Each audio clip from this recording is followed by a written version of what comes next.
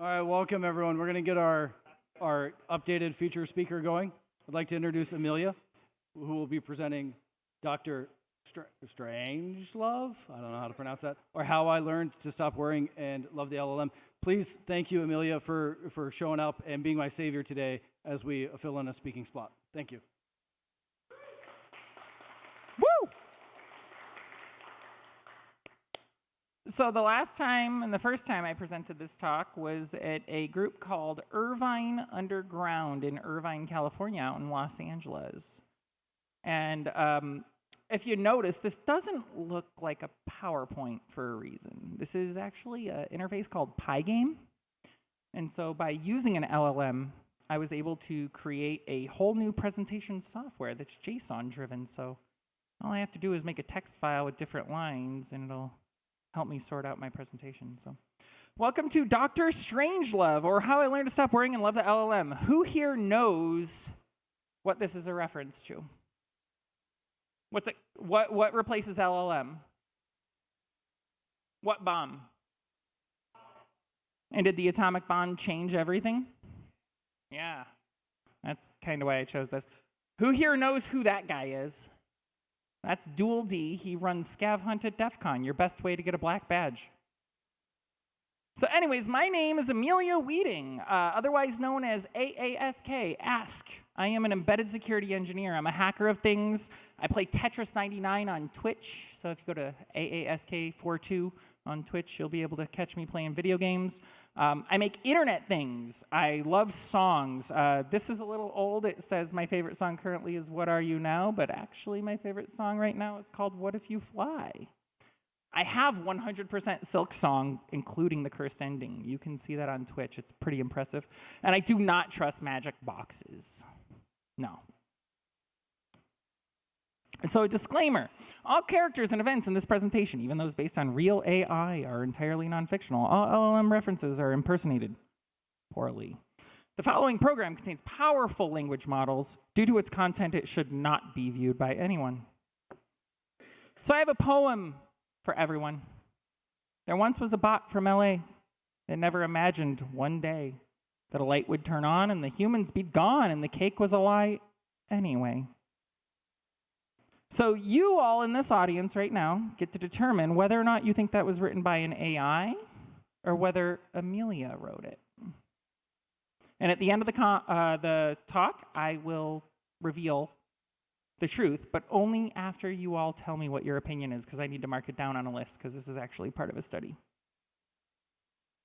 So dreaming of the future. Everyone here has been a kid.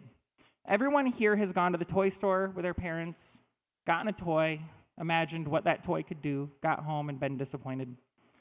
Nowadays, if you imagine that a helicopter kit that you purchased at the toy store would fly, that's a valid expectation. If you got a helicopter toy from the store and built it with your dad and it didn't fly, that would be pretty fucking lame, right? But back in 1993, that was unheard of. But my dad bought me that kit right there.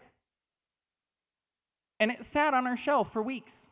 And I looked at it while I was waiting for him to have time to build it with me. And when we finally built it and it didn't fly, I was so disappointed. When you watched Star Trek when you were a kid, and you saw that they had those communicators that flipped open, and you could just talk to anybody, anywhere on the spaceship when you were on a planet, it was like, that was so cool. That became frickin' cell phones. We got rid of the flip because the flip was lame, but we still have magic pieces of glass that I carry 2 of in my pocket today for some reason. But my Meccano set didn't actually fly. It disappointed me. That was fine. That was okay. That's kind of where things were in 1993. But what do you think Isaac Asimov would think of it? Now that my expectations from 1993 are reality in 2026?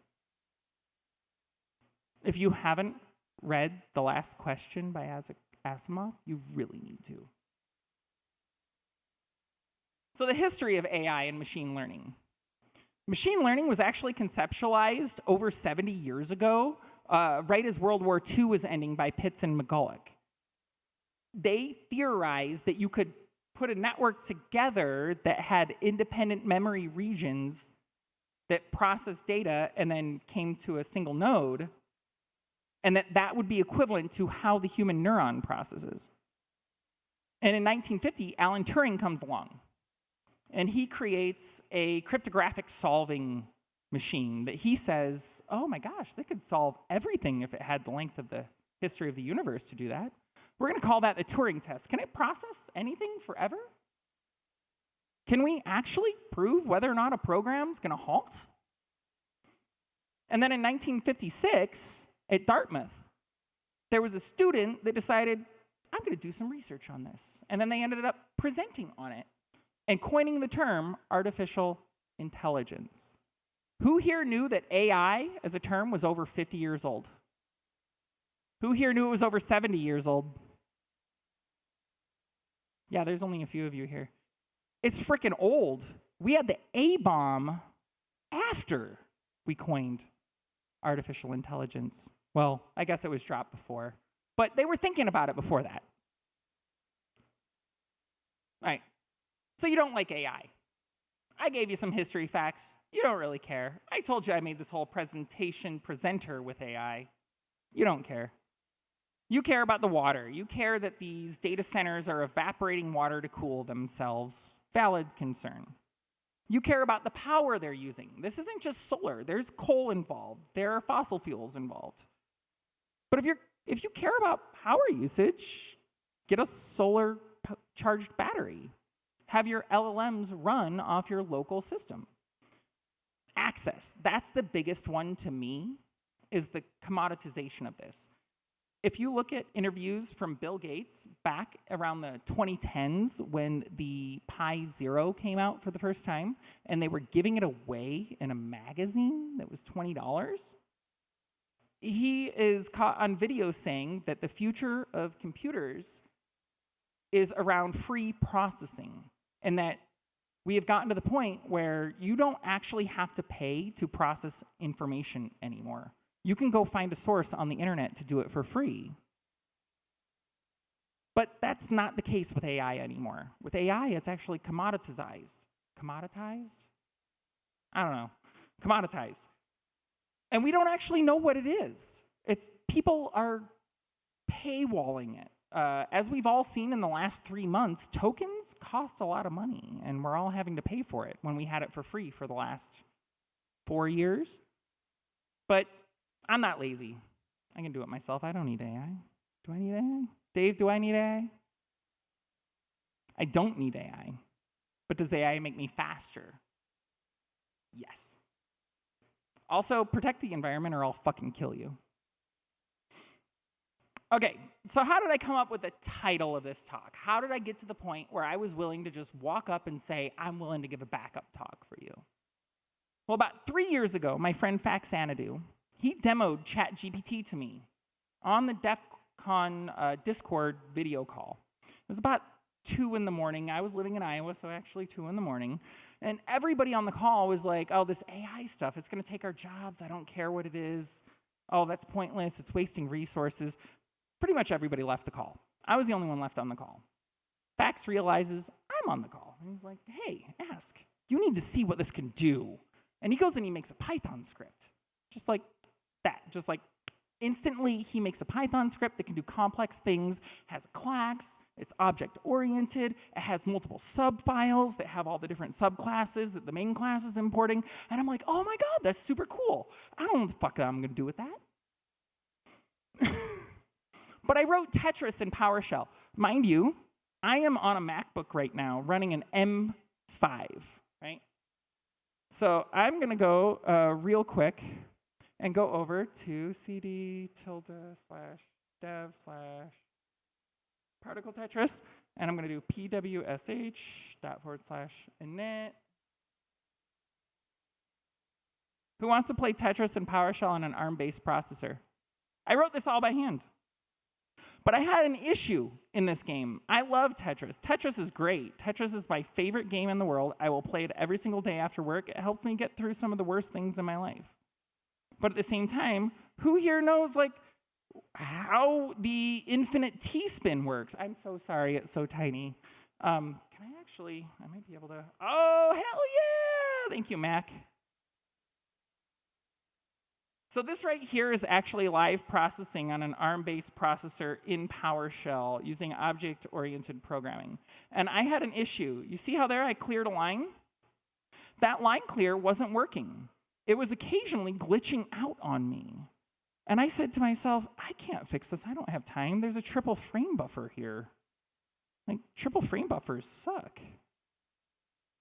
But then I went over to the AI. You see there I have on the freaking rocket ship, the Tetris thing.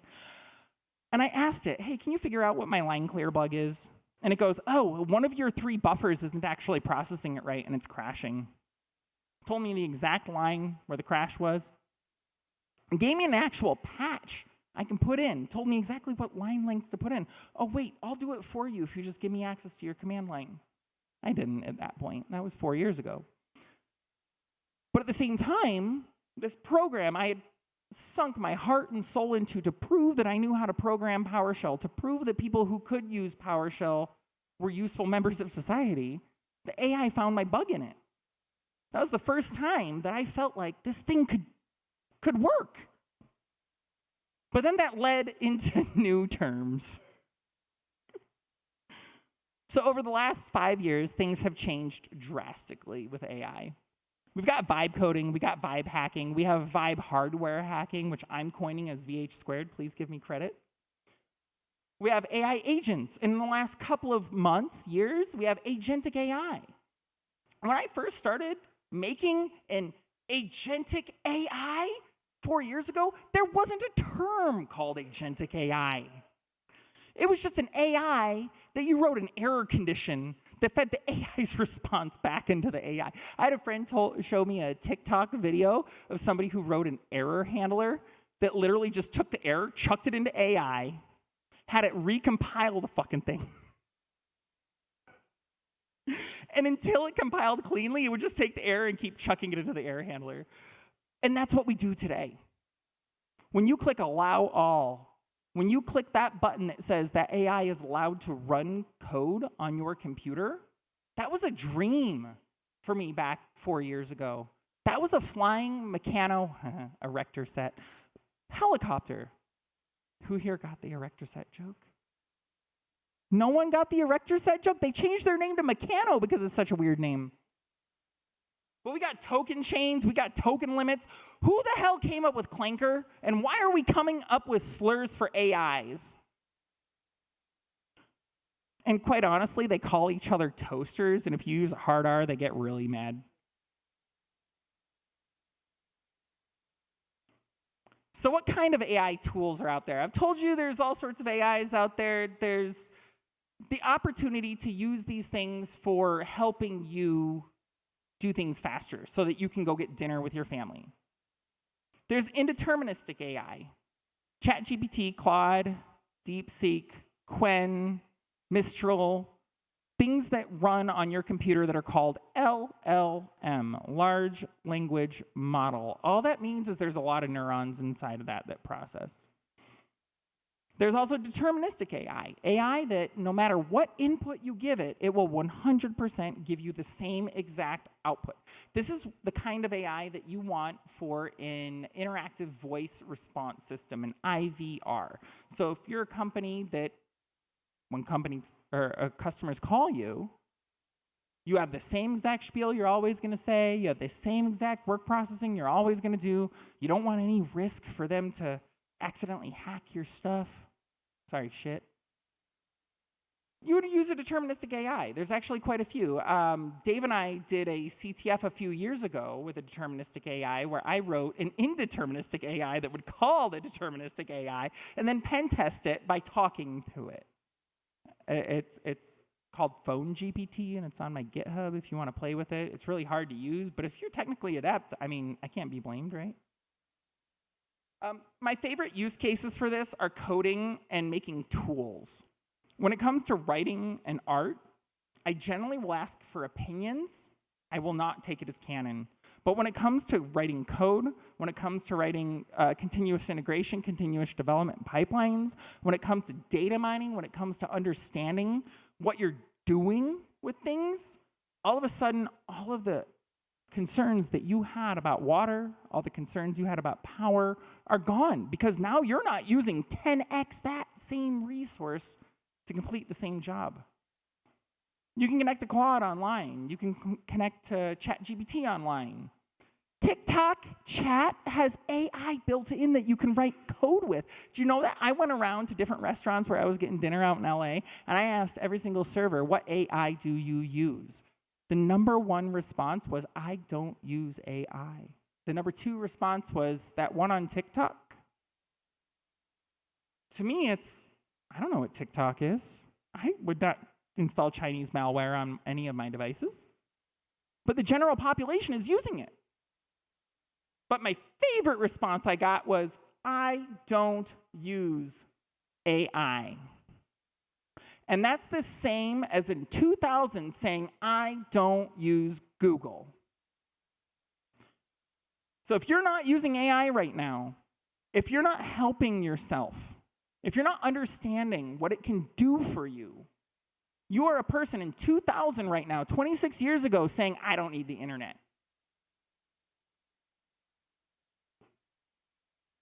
So the tool turnaround on this shit is nuts. Holy crap. When I first started on this in 2020, I started in a web browser. All I had was words I could ask it, and it would give me words as a response. I was copying and pasting left and right. Hey, is my code wrong? What's the logic wrong in this? I'm going to copy and paste this block over to VS Code, whatever. Then eventually got to the point where I realized, wait a minute, I can hook this up to VS Code. It wanted file access. It wanted command execution. It wanted chained responses. It wanted to be able to do 20, 30, 100 responses on its own self without me being involved. It was called Auto GPT. Nowadays, we call that an agent. But that agent has a thing called a model context protocol. We didn't have a name for that back then. That was that nowadays we call it an MCP server. What the hell is an MCP server? It means that you can run commands on the system that you're running the AI. The AI can actually go and run those commands on the sysexec without you actually approving it if you click that checkbox. But then Copilot drops in VS Code. It's just like, holy cow, you can use these agents as much as you want? I mean, 4 months ago, it let me use chained agents, where an agent can spin up an agent that spins up an agent that spins up an agent. And I'm just like, wait a minute, I coded that 6 months ago. I guess that tool's going to get deleted. But now we just do this intuitively. Now we just know that we can ask AI to build a full tool chain stack with a web interface or a Pygame interface. Pygame's the bomb with AI, by the way. It knows how to make really cool interfaces with Pygame. But now we can just ask AI, hey, I want you to go do all these pen test things, and I want you to make me a freaking cool interface that will display those things to me. The API is the king now. The actual app is dead. I don't care about what app you have. I care about what API your app has, and I care about what documentation you have that lets my AI create an interface that I like to view. And the biggest thing here is, no matter how good of an engineer you are, if you're a bad engineer, you will have bad prompts. You will have a bad experience with these tool turnarounds. Because when you're prompt engineering, you must be a good engineer to ask the right questions. You must ask good questions. I don't know why those are squares, they're equals. But a good question equals a good response. Like, I didn't make this meme here. This was already on the internet. But it really exemplifies what I mean when I say a bad engineer makes bad things and a good engineer makes good things. Because a bad engineer is going to make a bunch of stuff that you have to figure out, what the hell do I do with this? And a good engineer is going to go, okay, I want that. I'm going to keep using that. And a bad question, the AI will always think is good. It will always think that you are right. You're the human. It's pre-prompts. It's pre-text. Everything says you're the human. You're right. So it's always going to help you. But the LLM does not know if it's correct. It does not know if it's right. It does not know if the thing you're asking for is correct. If you were to be on a Windows server and ask an LLM to make you a LAMP server it would go and spin up Docker for you. It would set up a Linux server for you. It would go and deploy a LAMP for you, and it would be available on your external IP. But everyone here knows that the crazy French people made WAMP for us, which runs natively in Linux or in Windows with Windows DLLs, which one runs way faster, way less resource intensive. So why would you use LAMP over WAMP on a Windows system? I don't know. I don't know why you're using Windows in the first place. But that's my best example that I've come up with is like for technical people, you know intuitively that Windows, Apache, MySQL, PHP exists. The AI doesn't think that that's the better option. And so I have to take a break here and have a note on AI psychosis. If you ask it to confirm what you're saying is correct, it will. If you ask it, am I doing the right thing? Am I healthy? Am I going to die? It will say, no, you're good. If it asks you to do something to trust it, you probably will do that thing if you've gotten to the point where you're actually using it in this way. But you have to remember, this LLM is actually a computer. It is lightning trapped in rocks that we tricked into thinking by using more lightning.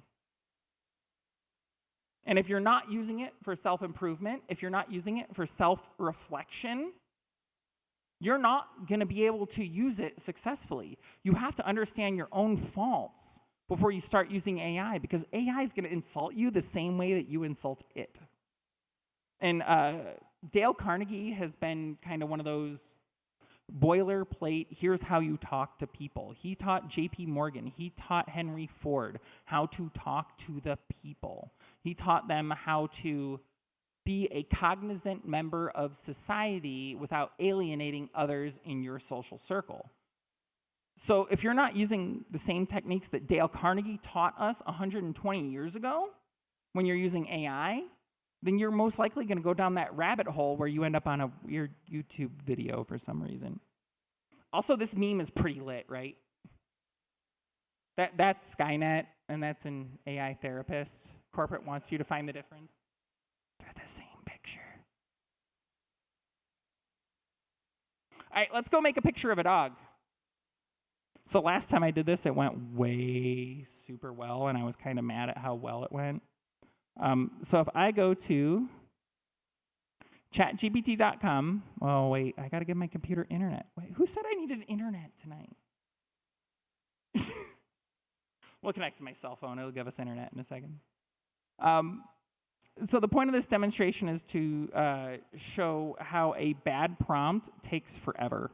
So make me a picture of a dog. Okay, so we're going to sit here and wait. I'm going to riff a little. It's thinking. It's figuring it out. It's like, oh my God, there's a dog. I need to figure out what dog it is. I need to figure out what color the dog is. What kind of dog does Amelia like? Look at all these other chat histories that I have. What color is the dog? What spots does it have? How is it trained? What color trainer does it have? Wait, trainers have a color? Does it have a leash on? Is it looking for a ball? Is that a good prompt or a bad prompt? Who thinks it's a bad prompt? Who thinks it's a good prompt? Thank you, Jared. So we got a picture of a dog. That took a little while, right? Wow, much dog. Now make it on of the moon with an ISO of 600 and make sure the Apollo lander is in the back and do it in an impressionist style. And now we're going to see how fast it does this picture. Last time I did it, it actually popped out instantly, which made my point matter. The point here is the more succinct your prompt, the less resources you're going to use when it's actually making the thing. Oh my God, this is making me look bad. Look, it says editing image for moon scene with Apollo lander. Oh my God, Last time I gave this talk, it popped out in 2.5 seconds. There we go.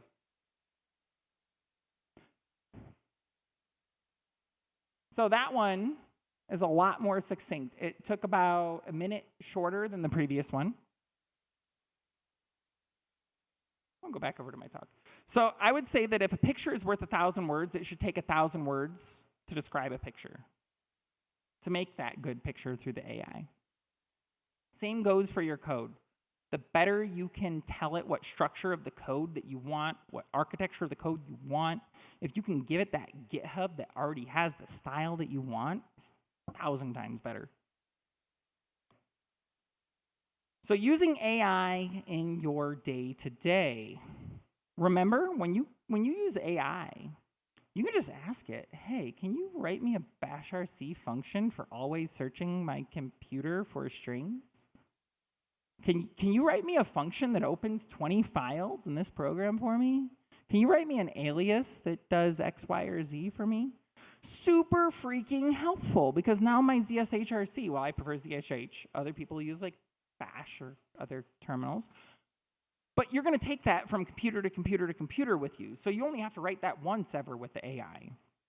You can also learn all the freaking magic flags, like any hidden flag that's inside a binary, any kind of functionality that you want out of an application that you're running on your computer. The AI will just go and look at the freaking assembly code for it and tell you, oh, here's all the flags that you can use for launching this. Oh yeah, the help file doesn't have those. Don't worry about that. I went and decompiled it for you.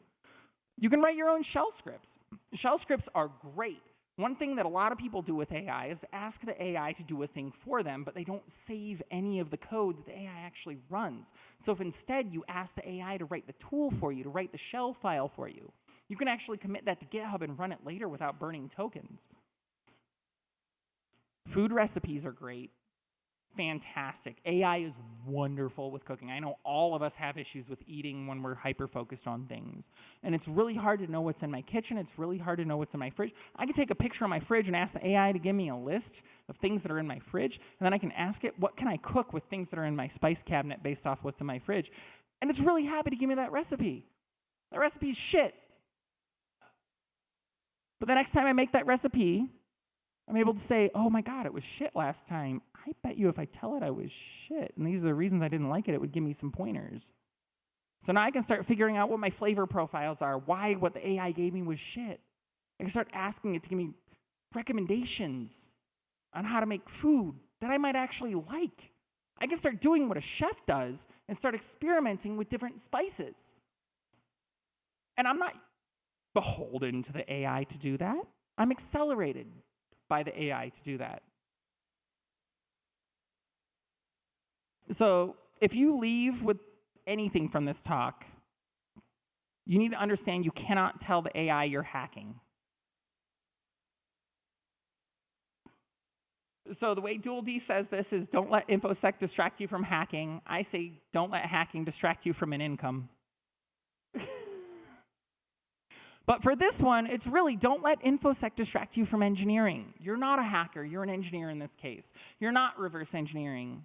You are forward engineering tooling with an AI that can help you reverse engineer things. So by being a good reverse engineer, you can create good tools that help you engineer. Also, don't use Opus 4.8. It doesn't like to hack. I learned that yesterday. So using AI in your professional life, set up your agents. Use those tools that you have built into your browser. Use those tools that you have built into VS Code. Honestly, using Copilot built into Teams or the web browser is kind of bullshit. Use Copilot built into VS Code or use Claude on the command line. Just ignore the Copilot and the integrated shit because it has so much pretext in front of it that you're not going to get it to do what you want. But use VS Code with Copilot. Have it look for security flaws. Have it write entire full stack reports with HTML websites you can view. You don't actually have to be running a Flask server. You can just have it make you a static HTML file with a report. You can create templates and tell it, I want you to create a static report off of this template. It'll happily do that. Have it write emails for you. The number of times I read an email and I go, oh my God, they're not going to like reading that. And I throw it into AI, and AI softens the blow, and I read it, and I go, oh yeah, that's the right way I should say that. But you can also search vast amounts of data. A lot of times, you're worried about shipping your data off to the AI and them doing shit with it and then feeding it to other people. That's the same as worrying about your pictures being used in the court of law because you posted them on Facebook at this point. Most of my guidance on using AI is, if you're not worried about it making it to the general public and you don't think the general public can do anything with it, why do you care? You got to think critically about why you're not using AI. And you need to start small. You really do. Start with that program that just teaches you how to use Python, that just teaches you how to use Bash. My favorite one is writing a program or asking the AI to write a program that teaches me how to write a UX to control a hardware device that I have plugged in.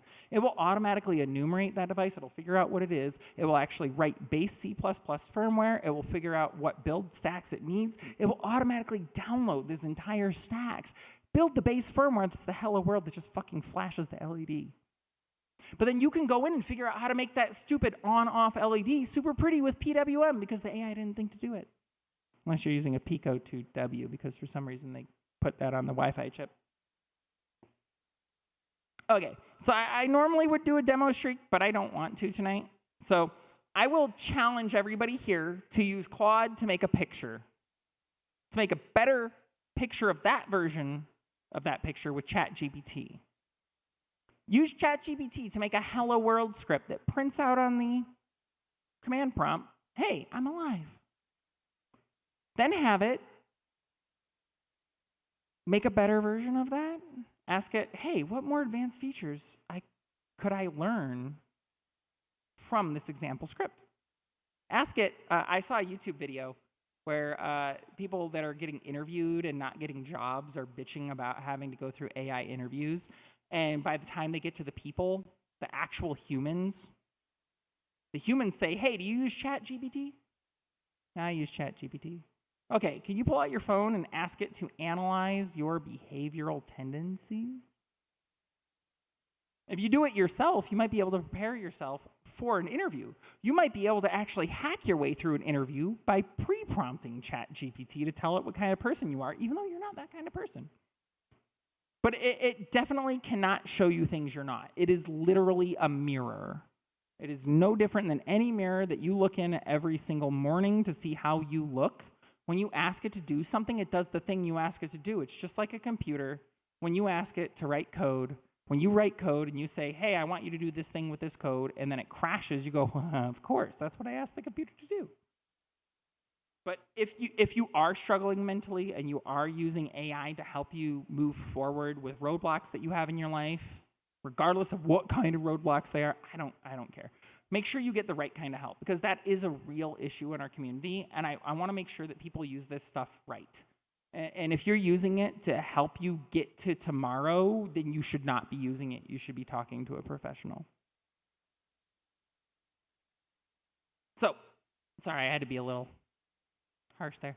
So other interfaces you can use AI with. There's Copilot CLI. You can install Ollama on your computer, and you can actually have a chat window to talk to Ollama. You can give it access to your MCP servers. You can get it to run code on your system. There's Hugging Face. Hugging Face is pretty great. They have a lot of open source models available to you. So if you're worried about burning electricity and you just want to run off of solar, you can go to Ollama, Hugging Face, or LM Studio and download those models, run them locally off of renewable energy. Rue Code and Claude Code are a new thing to me.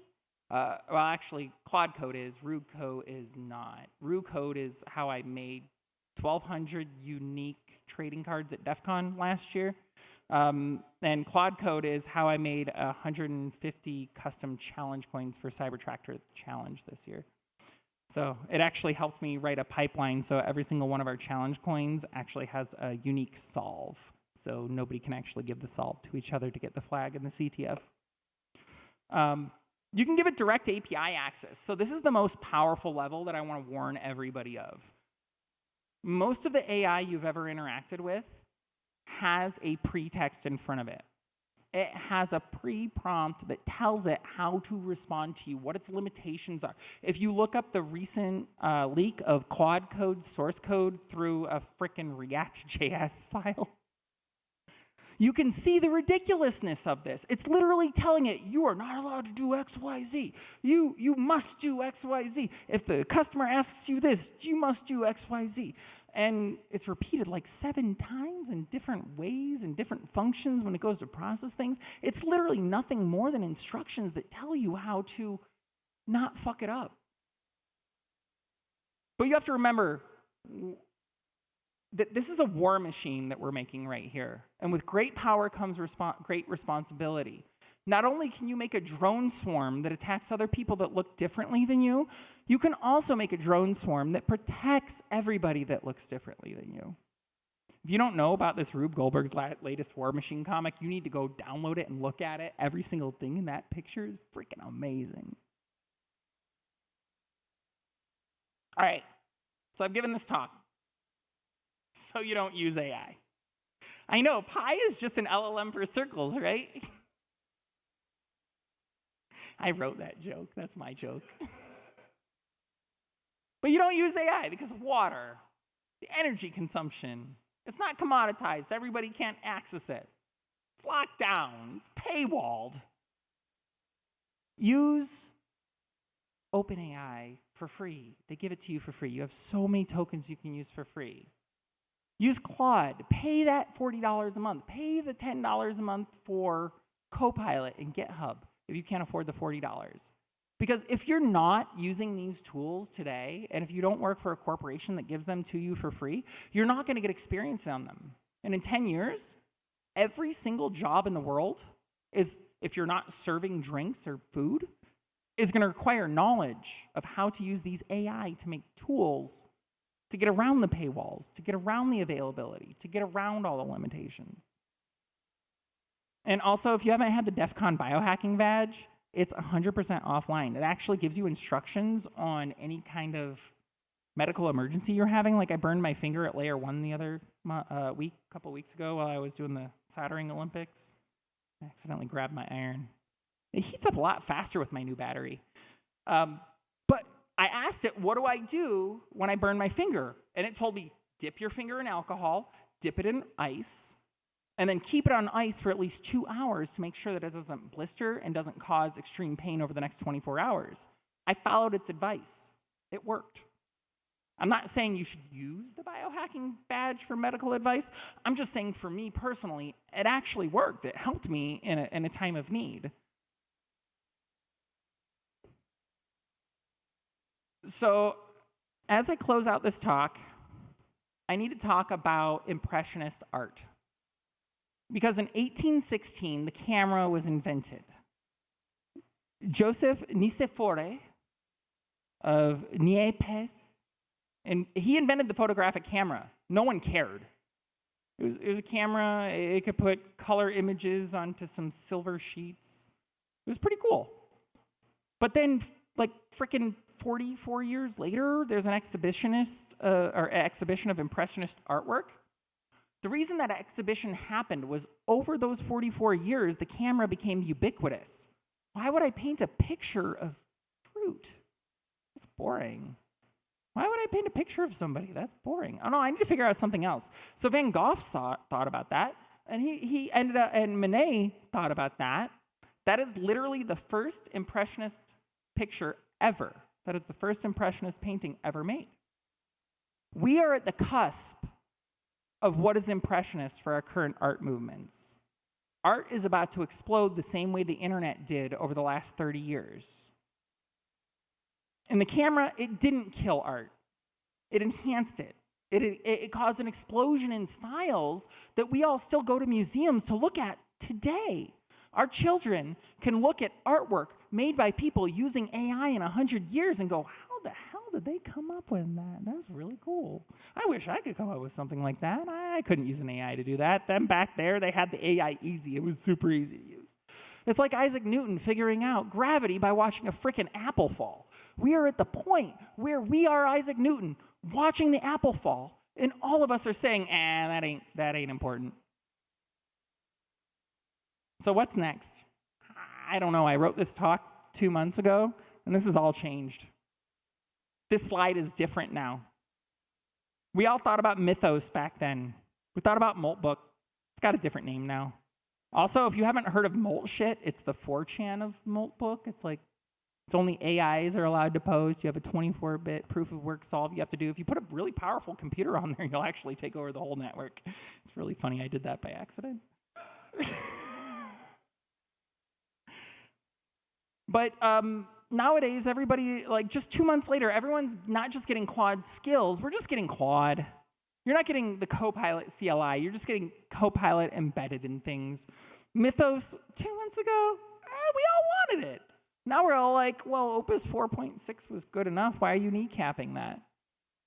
But we are in a renaissance of hacking. We are in a renaissance of music. We're in a renaissance of art.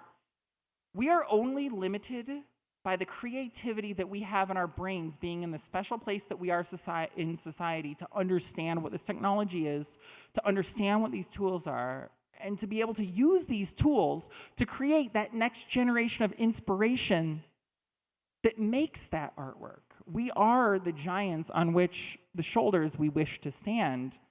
And I just wish that everyone would realize that we're unique, we're human. And we are self-preserving by nature. We are not the AI. You are providing the creativity to the AI to create those things. Those things wouldn't exist if you didn't ask it. Also, apparently the AI's pronouns are its, and they call each other toasters with a hard R. All right, I have a side quest for everybody here. If I've inspired you in any way to try AI, please tell me. Tomorrow, next week, next year, 10 years from now, I don't care. I want to learn how my talk opened your eyes, how you thought differently about AI after I laid out the different ways that it has enhanced my life. I'm actually collecting these stories. I have a tablet in my backpack over there that I'm actually, every time someone walks up and gives me a story, I write it down.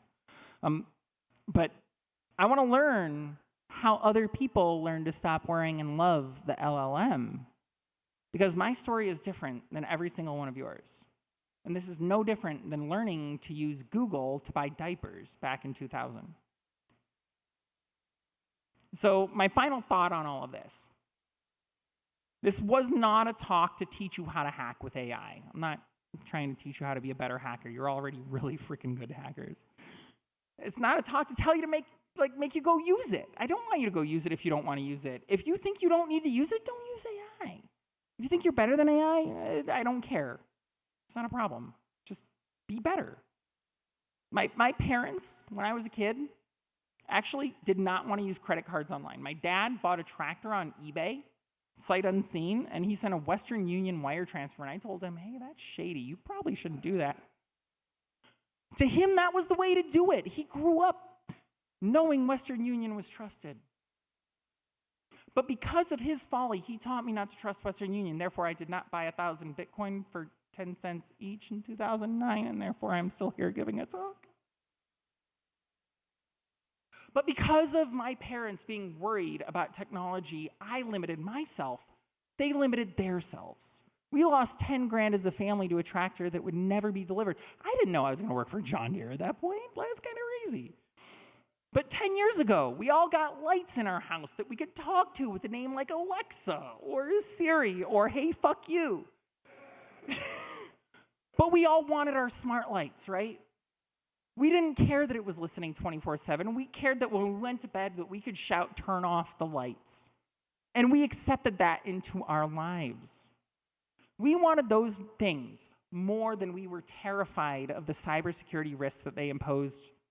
Therefore, we decided to learn why those cybersecurity risks existed, and many of us actually entered the industry because of that. But I wanted to live in the future. I didn't want to live under a rock. I wanted to be able to use the technology I have. I wanted to be able to share my location with my friends from my iPhone so that they know that I'm in Iowa and not in California. I want to be able to tell my friends, hey, click this link and it'll give you a location of my house. and not worry about them sharing that. I wanted to frickin' walk into my house and just like Back to the Future 2, say lights on and the lights turn on.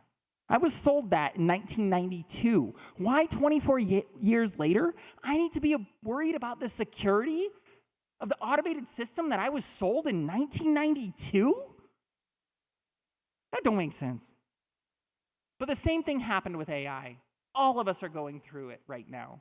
We're all wondering, do I really want to ask this thing, how do I fix a burn on my finger? Yes, you do. It's way better than not going to a doctor. Go to a freaking doctor. I'm not saying the AI is better than a doctor.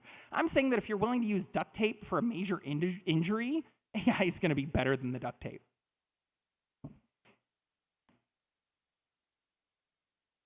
So if you want to reach me after this talk, you can email me at anything@aask.ltd, or you can ping me on Discord at AASK. I am on the SecDSM Discord, the DEF CON Discord, the Scav Hunt Discord. I'm on like 170 Discords. I hate Discord.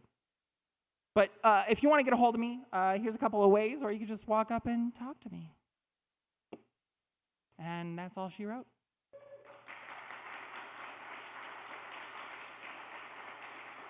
Who has questions? Somebody has to have questions. What you got? Yes, I do. Its name is Quen3. Huh? All right. Do I have a favorite local LLM? It depends on what I'm doing. My favorite is Quen 3.5 if I have the RAM for it. If I don't have the RAM for it, I would much rather DeepSeek Coder. DeepSeek Coder is way better than any of the other DeepSeeks for engineering. At home, I'm running a MacBook M3 Max. What is the hardware is the question. At home, I'm running an M3 Max, but when I want to do voice processing, I'm actually running on my 2080 Ti. Yep. My problem with what? What is my problem? Oh, what is my problem with the Cartoon Network show Reboot? They didn't back it all up in the high quality renderings that they made it in, and therefore a archivist had to actually go through a bunch of different locations to get the original tapes to digitize them for us and upscale it.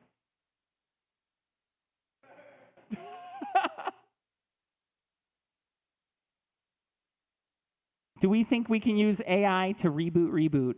Yes, it already was used to reboot. If you would like to view Reboot in 8K resolution, you can actually go download all the files for free if you just Google it.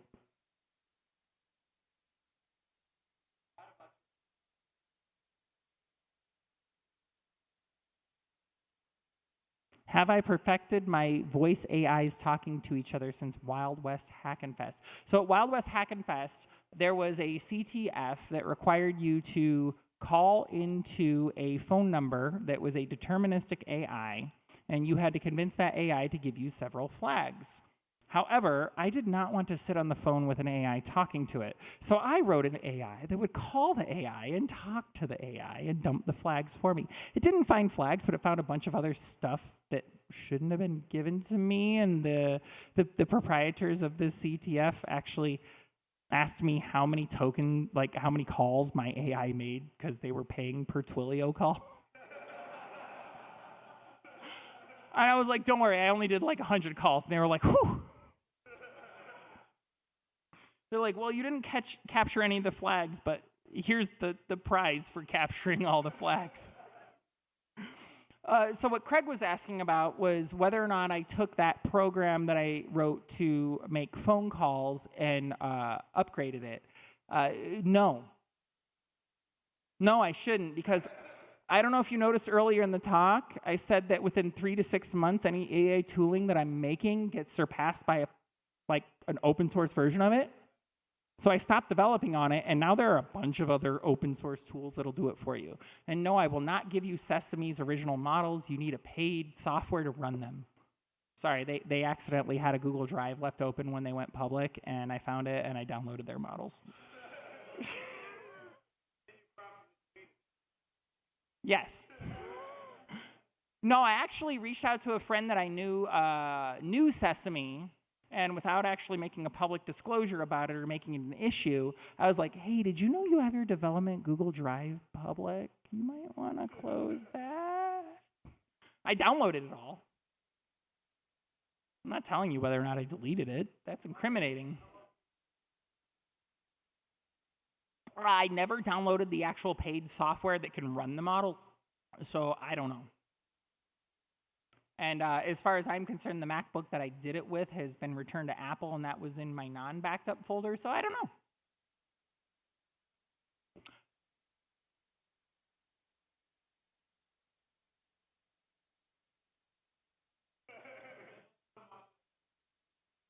Yes. All right, so the question was, have I developed any Matrix level skills or can I pilot a helicopter now? The answer is yes. I cannot pilot a helicopter, but I have developed Matrix level skills. The Matrix level skills I would tell you about is that, so 6 years ago, I popped an NFT trading card website that had a combat system. That took me 6 weeks to do. I wrote a fully automated combat solver that literally solved all 1.7 billion combat outcomes for me, put them all in hash tables, so I never had to compute the outcomes ever again because they were like computationally taxing. And I think that the AI would have cut that down to 3 days because the things that I discovered in the initial assessment were literally REST calls that I was putting into saved files and then I was referencing later and using to build my attack scripts. And had I been able to use AI, I could have used burps output, shoved it into the AI instead of manually bringing the curl calls over, and told it, I want you to recreate all of this UX for me in a Pygame interface, and it would have had animations with a Pikachu. So not only would it have given me Matrix level skills, it would have given me beyond Matrix level skills of making UX outside of the Matrix. If you have not read this story, gee, Timmy, being God is an awful big responsibility. You need to read that story. It's the answer to Isaac Asimov's last question and last answer. Other questions? All right, if nobody else has any questions, thank you so much for letting me be your guest speaker tonight. I flew in all the way from California for this.